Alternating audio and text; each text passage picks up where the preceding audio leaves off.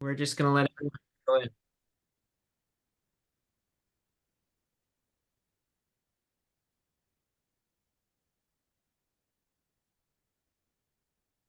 All right. Well, welcome to today's webinar, all about defining your ideal customer and value proposition. Excited and happy to have you with us, joining for another one of our Stu Clark Center for Entrepreneur webinar series events as part of the Winter 2024 series. So today we've got a great conversation and topic for you, which I am excited to share. And yeah, we will dive in. Before we move into content, just want to introduce myself. My name is Joshua Zapperzan, and I am your host and moderator for today's session. I am a graduate from the Asper School of Business, where I did my BCom major in entrepreneurship. I am an entrepreneur. My company is Odax Ventures. Odax is a venture studio and software development company. Additionally, I own a company called H2MB, which is a startup in the clean tech and renewable energy industry. I'm the board chair of the Young Associates, an organization that is an amazing network for young professionals to be part of here in Manitoba.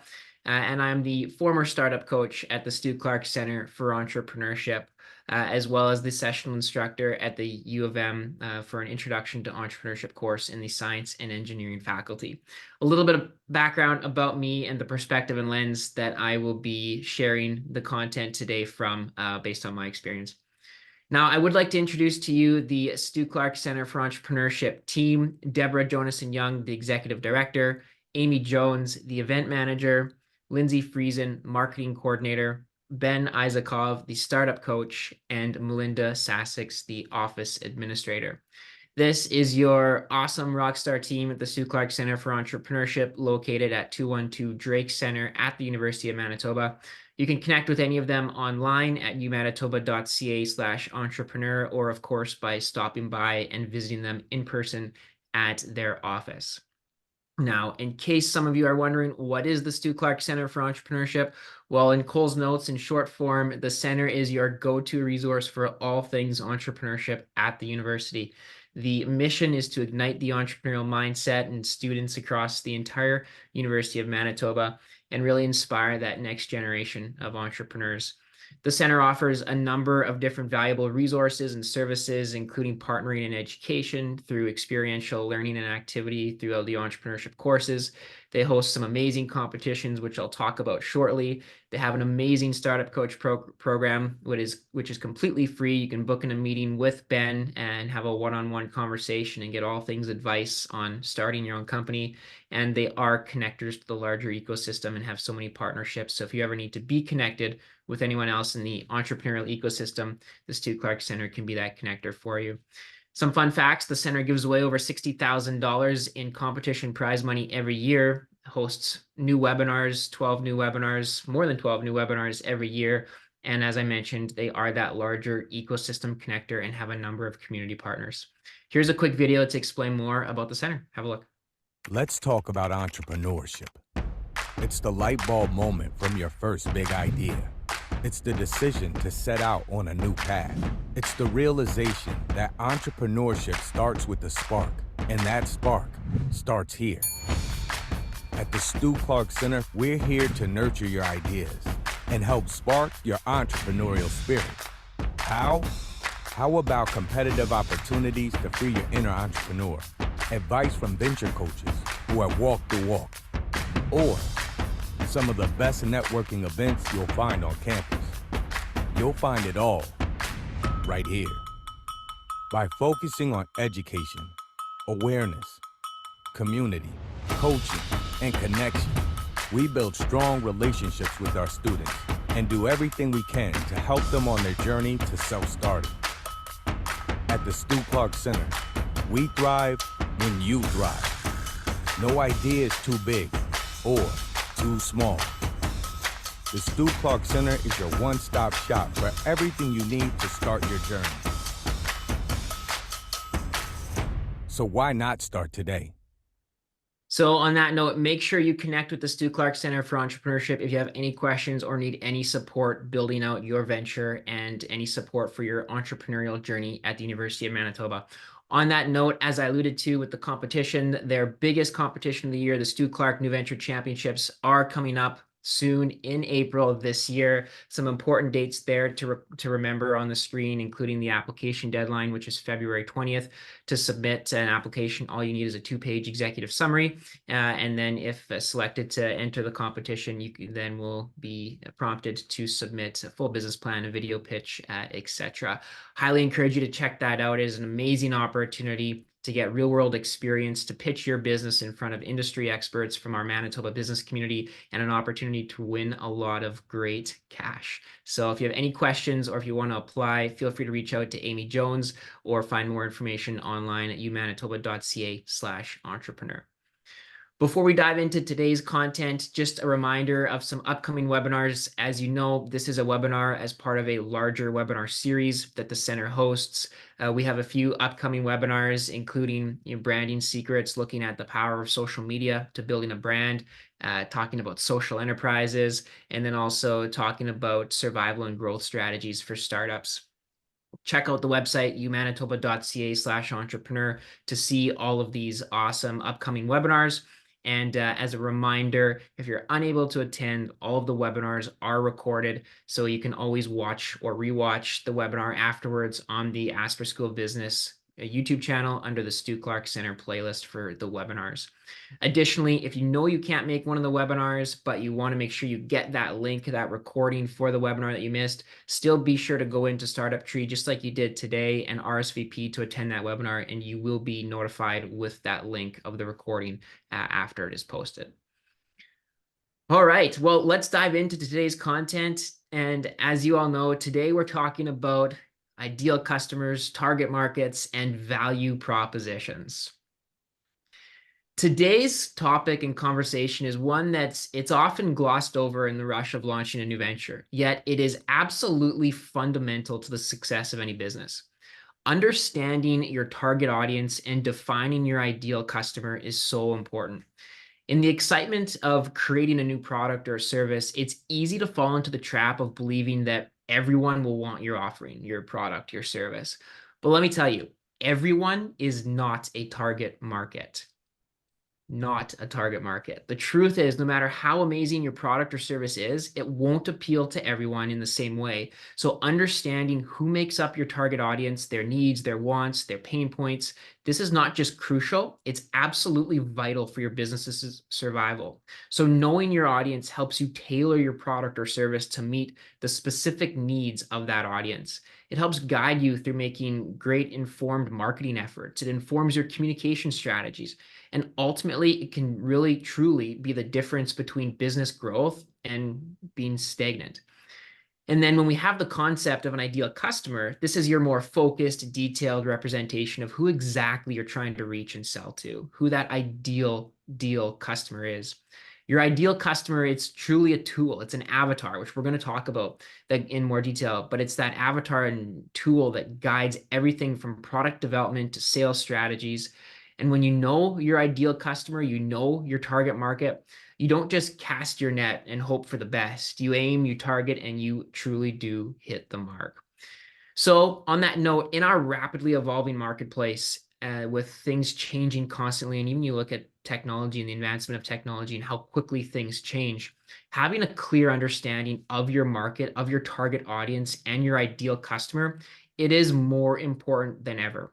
The global market is it is not one size fits all. It is a diverse, dynamic landscape where success truly hinges on that ability to connect with specific segments of the population in a meaningful and authentic way.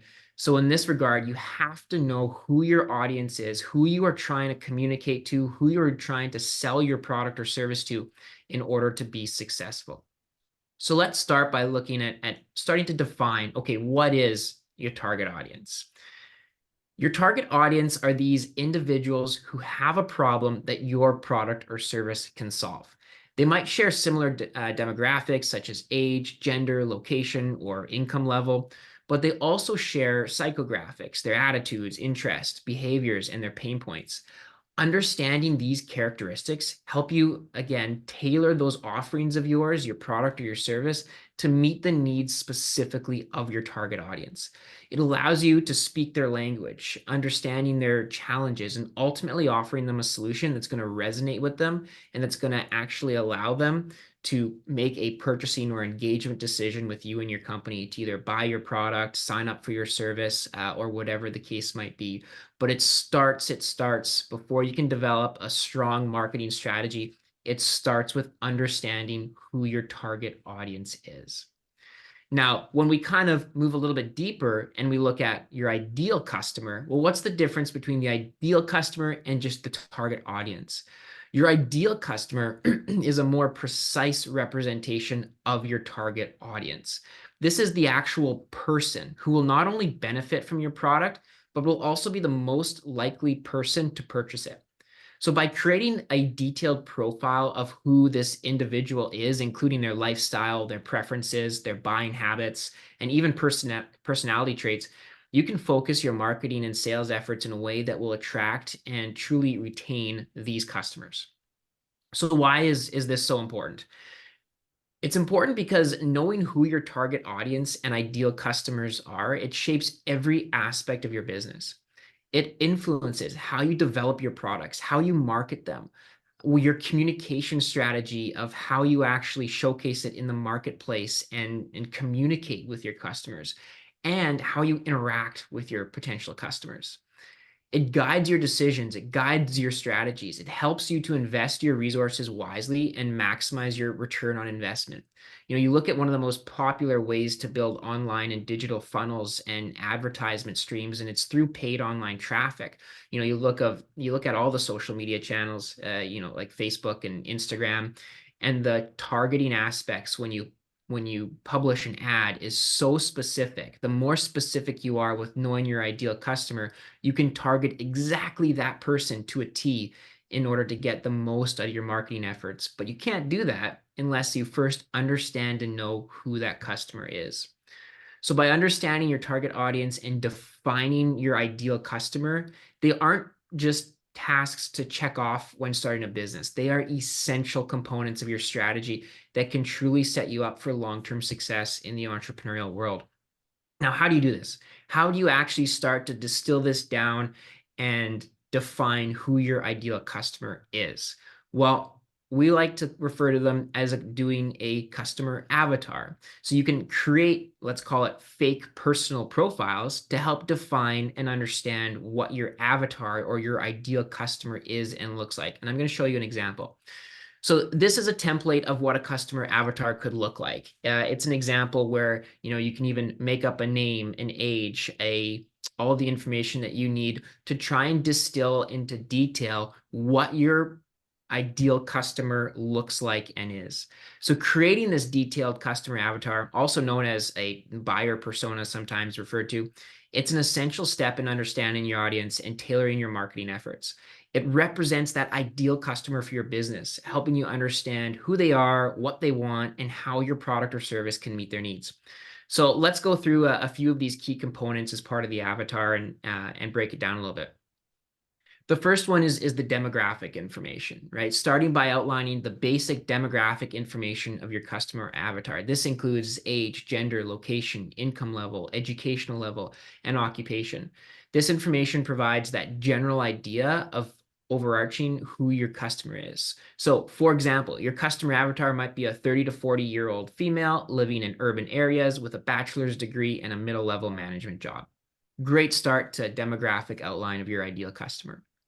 Then you want to dive into understanding their interests and lifestyles. So what is this avatar like? What interests them? Delving in and looking at interests, hobbies, lifestyle. What do they do in their spare time? What brands do they associate themselves with or do they love? Even trying to think, okay, what kind of TV shows, books, or magazines do these people enjoy?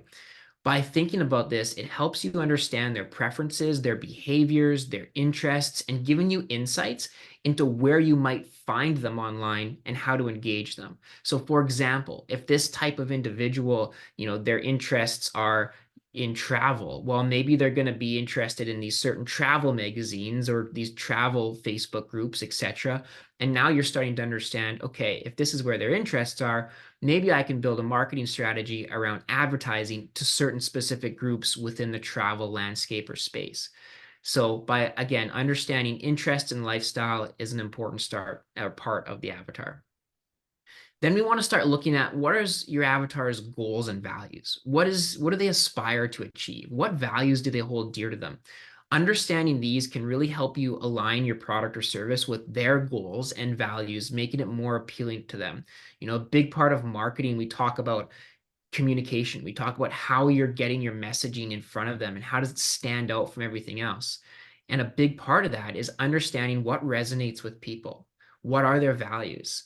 There's so many amazing concepts and amazing examples. And a big one is, for example, what, Simon Sinek, start with why. There's a reason you start with why and understand people's values and what they value, so that in your marketing approach, you can actually appeal to that and target those values to make that personal connection and then hopefully build that strong brand loyalty.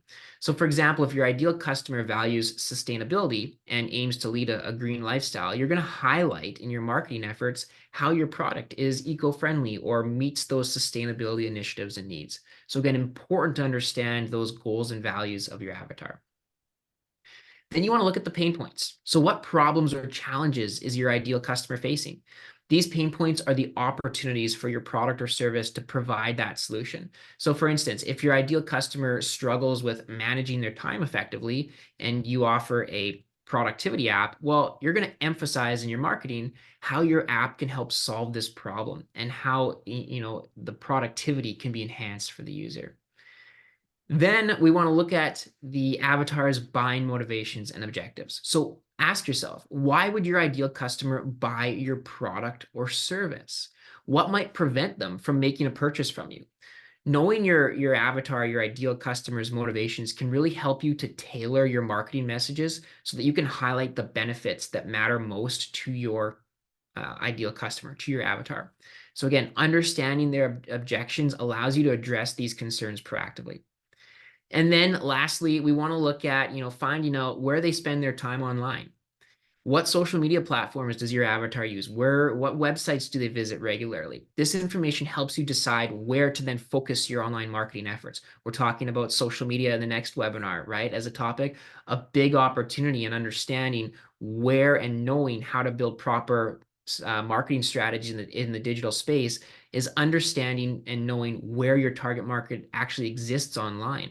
And once you've gathered all that information, you can compile it into the detailed profile, build out this avatar, and you might actually be able to target very specifically to find your audience so that you could have the most success in selling your product or service. Now, an important thing to know, you absolutely could have more than one avatar. It's not just about having one. You could have multiple avatars. If your business serves different types of customers, you might want to consider, doing 2, 3, or more avatars. But again, by creating a comprehensive customer avatar, you can ensure that your marketing efforts are targeted, they're relevant, and they're effective, leading to a much higher engagement and conversion rate with all of your marketing efforts.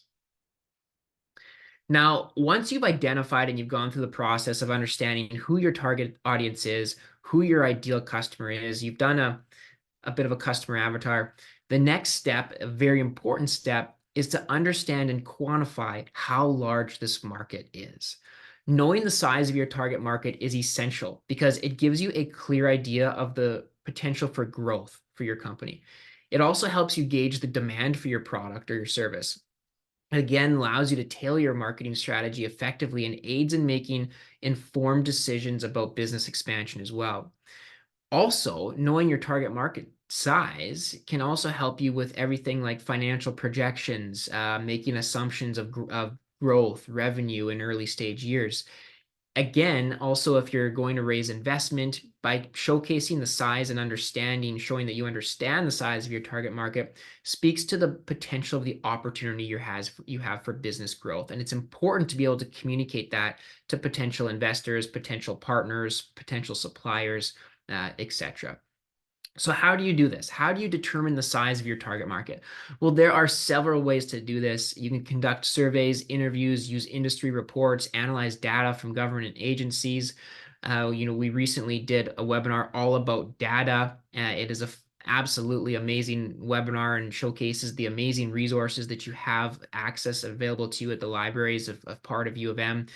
Great way to do that research of industry reports and understanding, quantifying the size of different markets and market trends. So if you haven't watched that webinar, go back, check it out, because it's extremely helpful in showing resources to help you determine your market size. The goal here is to estimate to the best possible way how many people or how many businesses might be interested in your product or service. Now, when we talk about market size, there's three key terms that you need to understand, and we're going to dive into them deeper.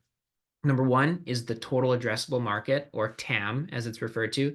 The second is your serviceable available market, or SAM, as we refer to it. And the third is your serviceable obtainable market, or SOM, as we refer to it. So let's dive into those. Understanding your market size, as we said, it's fundamental. It is absolutely crucial as part of the business planning process. So we're going to break it down into these and talk about each of these key metrics, understanding your TAM, SAM, and SOM. There is that EVG one at the bottom as well, those early evangelists. We'll talk about that later, but we really want to focus on those first three, TAM, SAM, and SOM. So let's look at the TAM, the total addressable market. TAM refers to the total demand for a product or service across all segments, geographies, and industries. It's the largest possible opportunity for your business. So TAM refers to the total, for example, total revenue opportunity available for a product or service, assuming that you achieve full market penetration.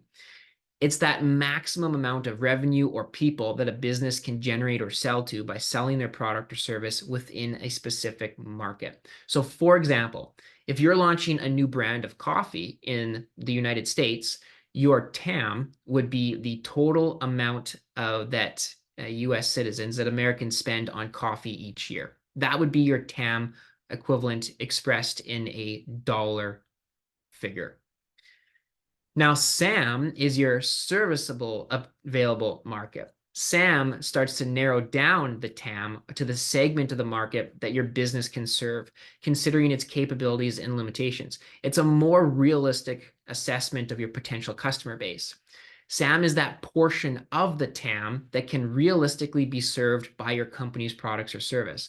So it takes into consideration the geographic regions that the company can serve and the sales channels that it can utilize. So, for example, back to our coffee brand, if your coffee brand plans to sell only online and, for example, in the Northeast region of the US, your SAM would be the total amount spent on coffee online and in the Northeast.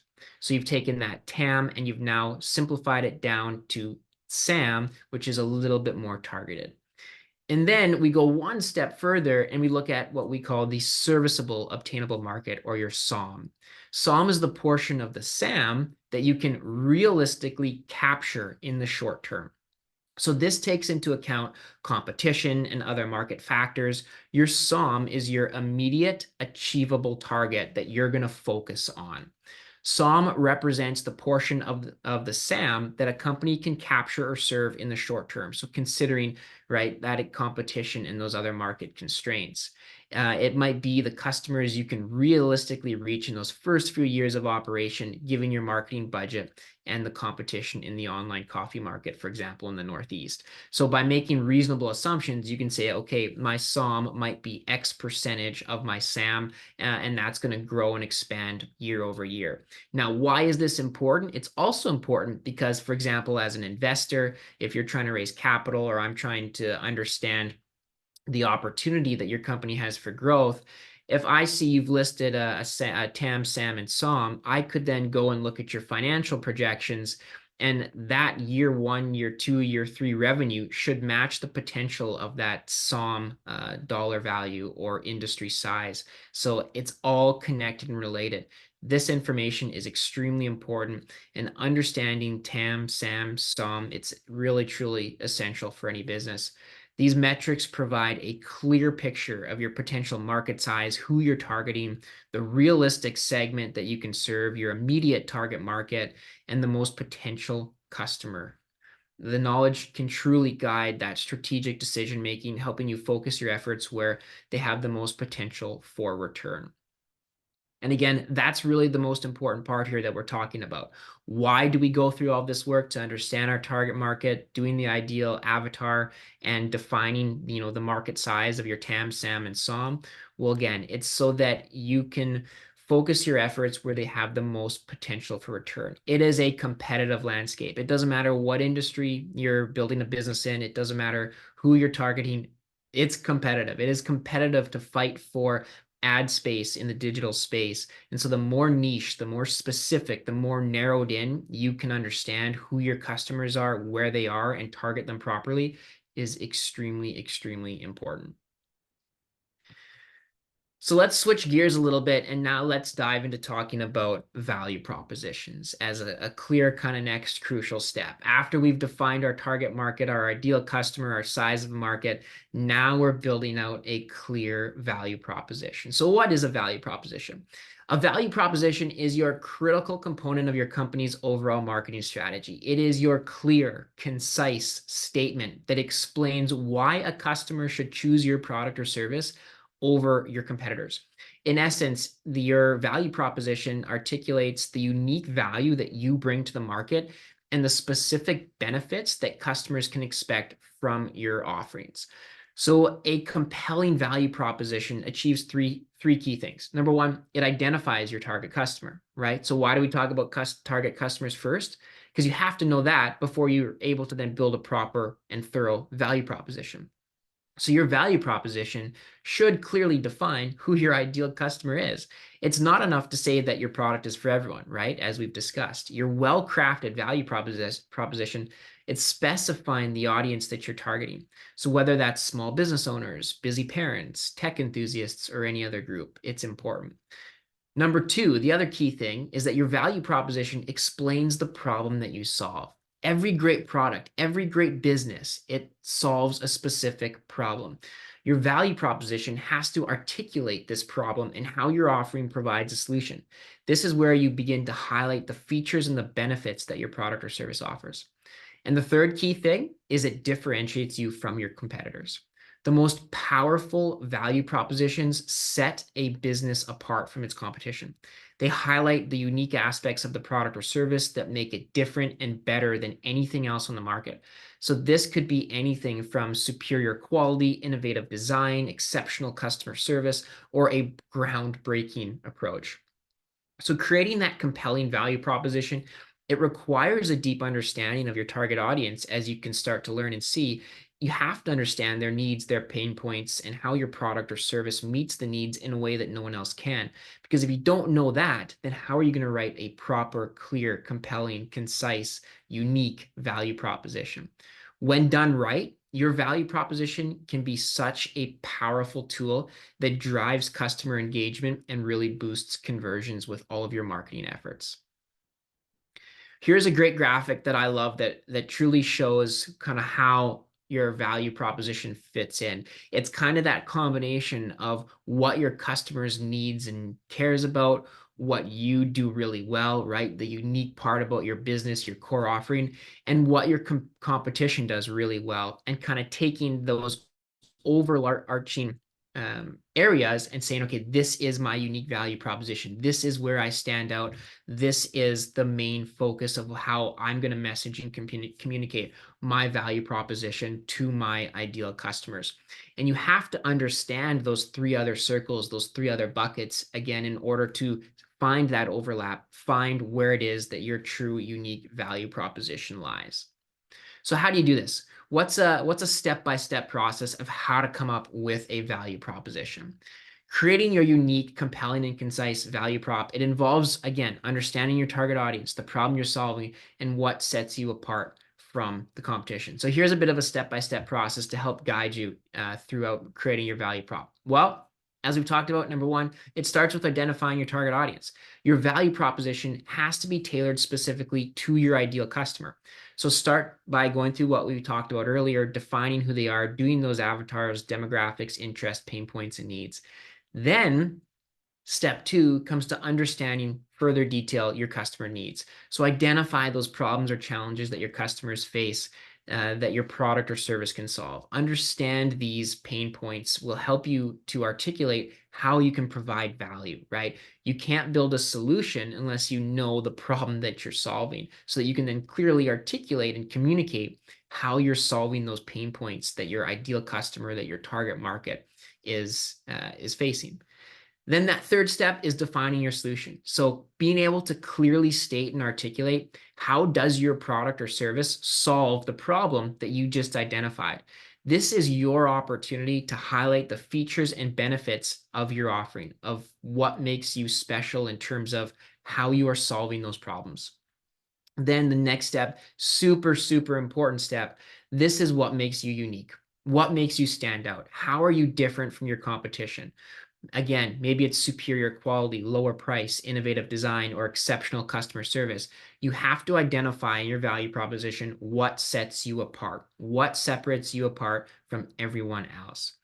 And then that last step is to test and refine. You're always testing, refining, and updating that value prop. Once you've crafted it, you've crafted that fantastic value proposition, test it with your target audience, gather feedback, ask for insight, use this information to refine your statement, a value proposition statement, until it starts to resonate even stronger with your potential customers and that ideal target that you have associated with. Now, again, it's important to align that value proposition with your brand, that experience, and your product or service offering. And going through these steps is going to help to ensure that when you write your value proposition statement, it truly is a compelling, clear, concise statement. And we're going to look at some examples in a minute. Before we look at some examples, I have 5 tips that I want to share with you that will help you develop your value proposition. Value propositions are so important, and every entrepreneur, every business has to be able to clearly articulate and create a value proposition. So here's 5 tips from me that you can consider when writing your value proposition. Number 1, keep it simple and clear. Avoid jargon and complex language. Your value proposition should be easily understood in seconds. We're not talking about writing paragraphs of a value proposition. We're talking about one line, one sentence, a few words.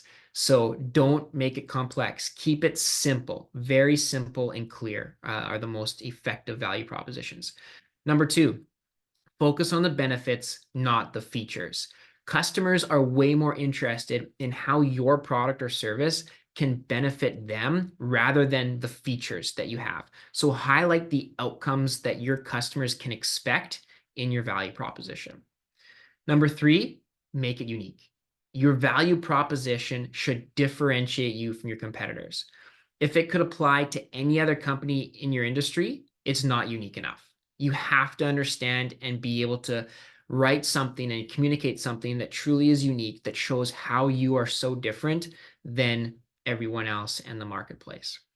My 4th tip for you is to ensure it's realistic. You can say as much as you want, but at the end of the day, you have to still make sure it's realistic. So avoid over-promising and under-delivering. Your value proposition should be that promise that you can consistently meet or consistently exceed. And lastly, my 5th tip is to make sure that as we talk about branding, as we talk about marketing, as we talk about our customers, make sure that your value proposition is aligned with your brand. Your value proposition should reflect your brand's voice, your brand identity, and it should be consistent with the messaging that you convey in all of your marketing materials, right? We talk about from a marketing lens and integrated marketing communications plan. Marketing efforts have to be consistent look, consistent tone, consistent language, consistent voice, and your value proposition is no different. Remember, a strong value proposition is an essential part of effective marketing. It can differentiate your business, it can attract your target audience, and it truly can drive sales, increased engagement, and company growth. So let's look at a few examples. So, we've understood all these components of what value propositions are, target audiences, ideal customers, avatars. But what does this all look like? What could some strong, really great examples be of strong value propositions? I've got three to share with you. The first one is from Slack. Slack is a popular communication platform. Their value proposition is Slack is where work happens. So, in one simple sentence, they've identified their target customer, which are professionals who need to collaborate, work together. They've outlined the problem they solve, communication at work, and they've differentiated themselves by positioning Slack as the central hub for work, where work happens, the central place where work gets done. Again, it's short, it's concise, it's clear, it's easy to understand, and it's powerful. It addresses all of those key components that we spoke of. Next example is Spotify, and their value proposition is very simple: music for everyone. It's simple yet powerful. It encapsulates the company's mission to make all kinds of music accessible to everyone, regardless of their taste or location, right? It's effective because it speaks to the universal love for music, and it positions Spotify as that platform that caters to everyone's musical preferences. So another great example of a value proposition. The third one that I want to share with you is Uber's. Uber's value proposition is get there, your delay or your day belongs to you. Uber's value proposition is all about convenience. It's all about control. It suggests that with Uber, you can reclaim your time and have the flexibility to go wherever you want, whenever you want. It's effective because it directly addresses a common pain point for many, especially urban commuters, right? The hassle and the unpredictability of traditional transportation, because your day belongs to you. It's about getting there. All of these value propositions, they're clear, they're concise, and they are customer centric, right? They highlight how these companies' services and products can truly enhance their customers' lives. These are really great examples of strong value propositions, and you can use them as inspiration. And there's so many other ones out there. These are just three that I like and that I think showcase truly what a strong value proposition is. And as always, as I always talk about, whenever we're talking about key items of a business, you cannot build a successful business with a flawed foundation. You're understanding your target market, your target audience, your ideal customer, your target market size, and having that awesome value proposition are foundational items to your company growth. And it is such an important topic of conversation and such a key part of those foundational items as you work towards building out your own business that you have to understand and take into consider.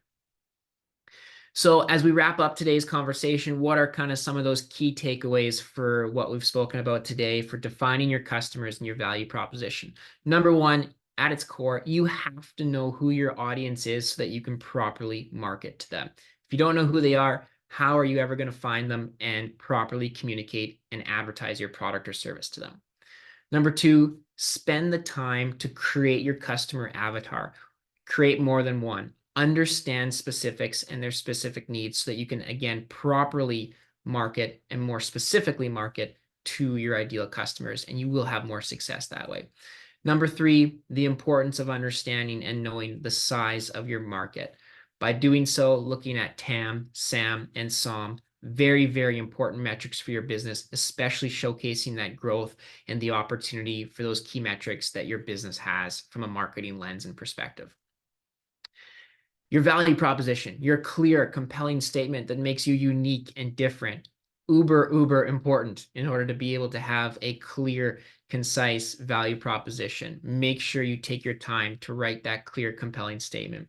Keep your value proposition simple, realistic, and focus on the benefits, not the features. Go back and look at those examples. Go back and look at other examples from other big companies. There's so many amazing examples. And at the end of the day, at its core, again, you cannot build a successful business with a flawed foundation.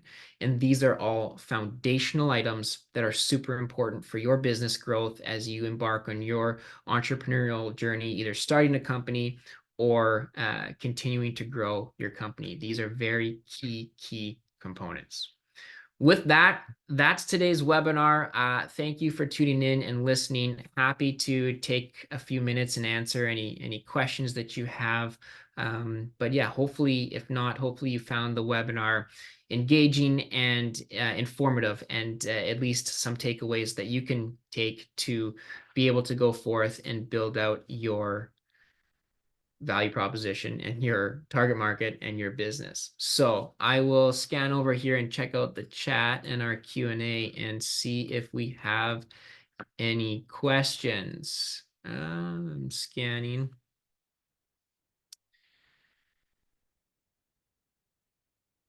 I don't see any questions, but I'll let anyone else have any questions, pop them in the chat. I'll maybe give you another minute or so to see.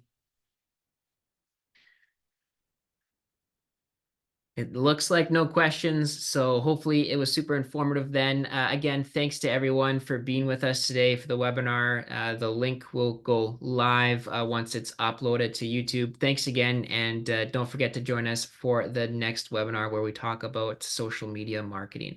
Enjoy the rest of the day, and we'll see you next time. Thanks, everyone.